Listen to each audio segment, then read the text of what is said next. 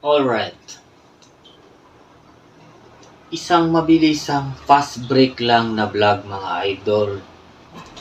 Vlog 1170.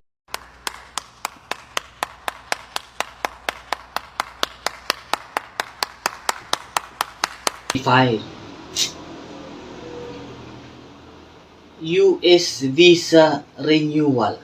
Alright, let's go. Huwag na natin patagalin pa. 15 to 20 minutes. That's it, mga idol. Sapat na yan para mapaliwanag ko sa inyo. Alright.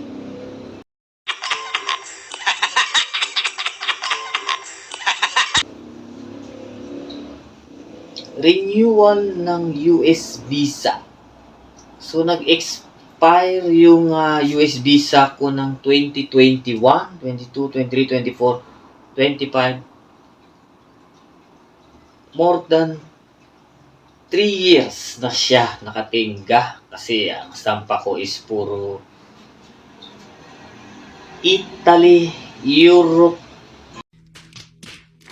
So, matagal na 3 taon na kung hindi nag-Amerika.